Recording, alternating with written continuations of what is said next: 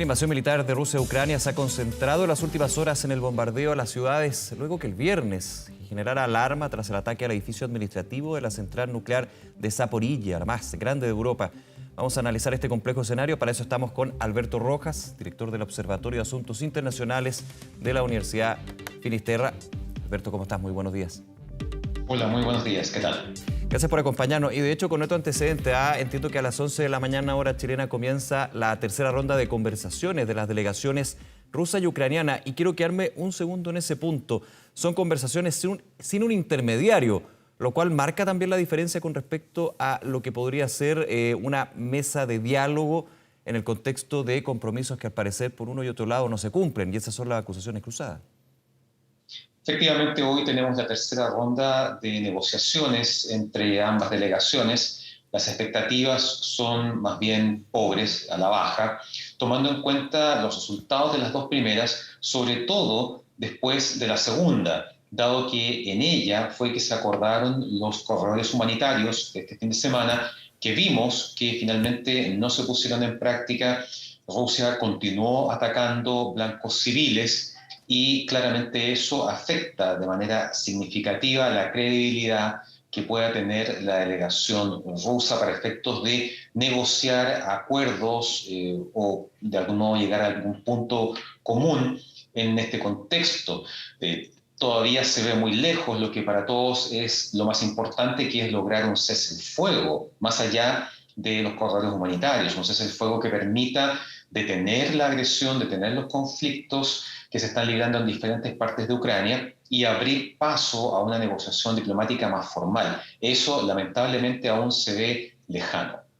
Alberto, creo que es bien relevante también poner las cartas en la mesa que se han colocado por parte de cada uno de los dos sectores, de Rusia y Ucrania en este sentido.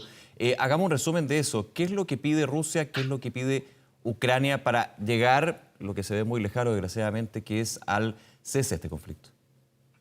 Bueno, ciertamente Ucrania lo que pide es el fin de esta invasión, el fin de los ataques, sobre todo a los blancos civiles, a los barrios residenciales de las principales ciudades. Por parte de Rusia, Vladimir Putin ha planteado una serie de exigencias, demandas. En primer lugar, habla de la desmilitarización de Ucrania. Habría que entender exactamente qué considera él como la desmilitarización. Que Ucrania finalmente no tenga fuerzas armadas, que no tenga material ni equipamiento militar. El otro aspecto que Putin exige es la absoluta garantía de la neutralidad de Ucrania ante un eventual ingreso o intención de ingresar a la OTAN. Cosa que también es difícil, no solamente porque hemos visto que Ucrania ha estado permanentemente empujando la idea de ingresar tanto a la OTAN y en días más recientes a la Unión Europea, casi a través de un mecanismo express que sabemos que no existe y que por el contrario los procesos son bastante largos, toman años e incluso una década. Y además, claramente la OTAN no va a estar dispuesta a aceptar que sea Rusia quien defina qué países ingresan a la Alianza Atlántica y cuáles no. Un tercer punto es que Putin exige que la comunidad internacional reconozca que la península de Crimea, que le arrebató a Ucrania en 2014, ¿verdad?, sea reconocida como territorio ruso. Entonces, aquí vemos muchas peticiones que son difíciles de conceder por las diferentes partes.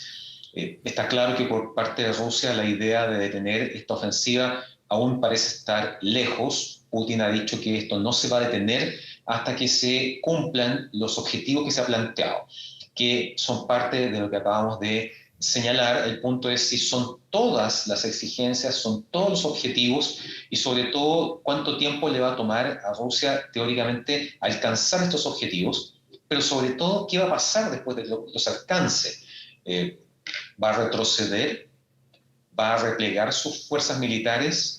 ¿Va a devolver a Ucrania el territorio que hoy día está controlando? ¿Las fronteras de Ucrania hacia el este van a volver a ser las mismas que conocíamos hasta el 24 de febrero? Probablemente no.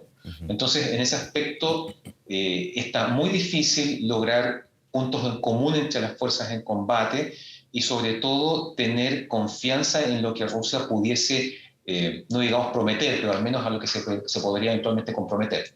Claro, de hecho quedémonos con un punto solamente, que es la exigencia o demanda por parte del gobierno ruso del reconocimiento internacional de Crimea, la anexión que se generó en el año 2014 y todo lo que ha significado esto. La invasión ucraniana no parte ahora, son alrededor de 8 años donde esta historia se ha ido desarrollando. Y ese reconocimiento internacional, no, si en algún minuto fuera dado por Ucrania, no solamente el país el que tiene que hacerlo, es la comunidad internacional. Así que también hablamos de esta exigencia, para hacer un ejemplo, digamos, que es ambiciosa y por sobre todo poco viable a ojos de otras naciones, especialmente la europea. Después de que Rusia anexó Ucrania en 2014, Ucrania nunca ha reconocido que ese territorio haya pasado a formar parte de Rusia. De hecho, lo reivindica en términos políticos e históricos. Recordemos que la anexión de Ucrania, perdón, de la península ucraniana de Crimea, se concretó primero a través de un despliegue de fuerzas militares, particularmente, digamos, desplegados, ya que eran soldados que no tenían distintivos, no tenían insignias, banderas, nada, pero que hablaban ruso, y que claramente eran tropas rusas que no tenían distintivos que las identificaran. Y posteriormente, después de haber expulsado a las pocas tropas ucranianas que había ahí, a los cuerpos policiales, Rusia impulsó un referéndum que se zanjó con una mayoría de votos a favor de separarse de Ucrania e ingresar a Rusia.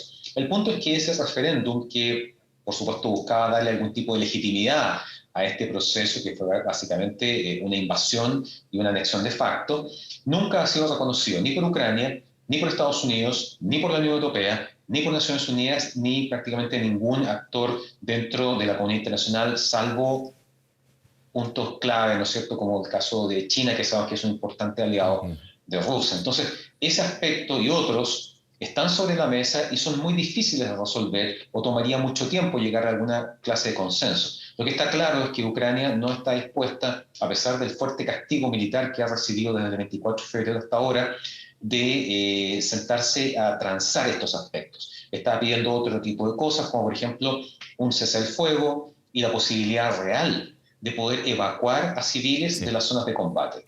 Y aquí hay otro tema, y desgraciadamente hace que las expectativas de esta tercera reunión sean aún más bajas que la primera y la segunda, porque por un lado los corredores humanitarios que se comienzan a concretar entre comillas en la segunda reunión no han sido así. Solamente con un espacio de 30 minutos, por ejemplo, el día sábado en uno de estos corredores humanitarios con cese al fuego, que es una garantía per se, digamos, del corredor humanitario, es evidente. También sucedió el día de ayer. Eso por un lado. También lo que de alguna manera se ha ido mostrando en términos del asedio ruso, el avance de la invasión. Efectivamente, aquí la negociación tiene que ir con el generar confianza y parecer, por un lado y por el otro, no existe para nada de esto. Lo que pasa es que lo que vimos el fin de semana no fue un error, no fue una desinteligencia, una falta de coordinación entre las cúpulas militares y las tropas en terreno. Esto es una estrategia. Rusia tiene una estrategia que es precisamente esta: seguir atacando sin detenerse, a pesar de que públicamente diga que acepta la existencia de corredores humanitarios, que se entiende como ventanas, ¿verdad?, determinado número de horas durante las cuales no hay combates. Claro. Los civiles pueden salir a través de rutas previamente establecidas de las zonas de conflicto. Es una oportunidad, por ejemplo, para llevar alimentos y medicinas a las ciudades que están siendo asediadas y que todavía no alcanzan a ser desocupadas por parte de la población civil. Entonces, claro, lo que estamos viendo aquí es una estrategia rusa que no es nueva.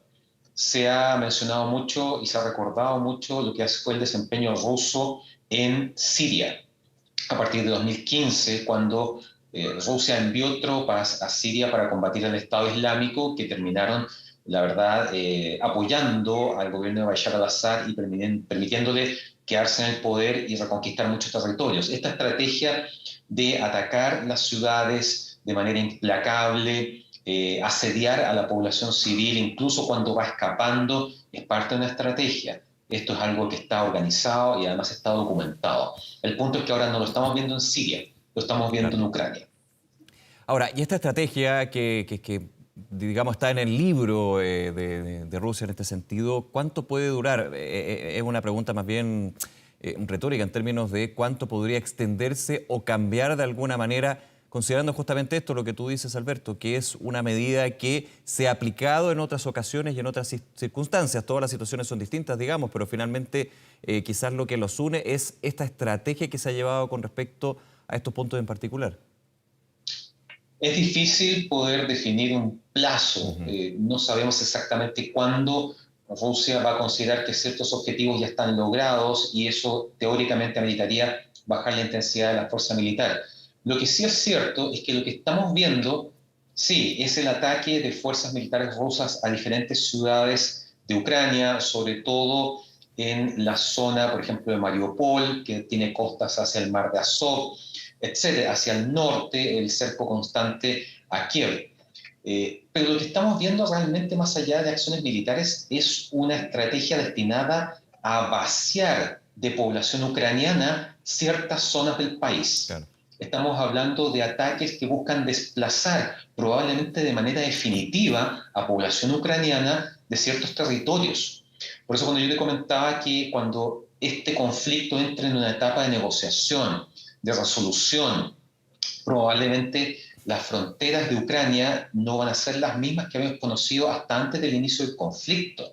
Probablemente Rusia lo que busca es expulsar definitivamente a millones de ucranianos de las ciudades en las cuales han estado viviendo durante años, como una manera de redefinir geopolíticamente este territorio. Y es muy probable que esas zonas entonces vayan a pasar a ser administradas y ocupadas por los grupos y por ejemplo, la población prorrusa de estas repúblicas separatistas que están en el este del país, Lugansk y Donetsk, que han ido ampliando su control territorial. Recordemos que estas autoproclamadas repúblicas realmente abarcaban un tercio de sus respectivas provincias, un tercio de Lugansk y un tercio de Donetsk. Hoy día están avanzando, tomando el control de la provincia completa e incluso más allá. Hemos tenido información bastante fidedigna de que milicianos de estas repúblicas separatistas combaten junto con las tropas rusas avanzando de este hacia el oeste. Entonces, no sería extraño que, por ejemplo, Mariupol y toda esa zona, toda esa franja que tiene costa hacia el mar de Azov termine en manos rusas, termine estando absolutamente vacía de población ucraniana y después veamos una reconfiguración demográfica de este territorio.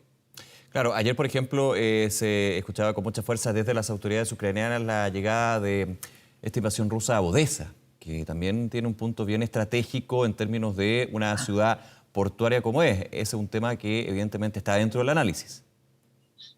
Totalmente. Odesa es la tercera ciudad más grande de Ucrania después de Kiev y de Kharkov. Es además una salida, una ciudad-puerto muy importante hacia el Mar Negro. Ucrania tiene dos salidas hacia el Mar Negro, una directa, que es Odesa, y otra que es indirecta, precisamente a través de Mariupol, cruzando el Mar de Azov, pasando por el estrecho de Kerch y llegando finalmente al Mar Negro. Entonces, lo que vemos es que Rusia está intentando bloquear todas las salidas, todos los puertos que tengan acceso directo o indirecto al Mar Negro. Y de esa manera impedir la salida de fuerzas navales o barcos de carga y también impidiendo la llegada de ayuda por mar. Claro. Y de esa manera dejando aislada a Ucrania en términos navales, en términos marítimos. Alberto Rojas, director del Observatorio de Asuntos Internacionales de la Universidad Finisterra. Muchísimas gracias, Alberto, como siempre, por acompañarnos y analizar este contexto de guerra ahí en Ucrania. Que esté muy bien. Muchas gracias a ustedes, que tengan buen día. Un abrazo, buenos días.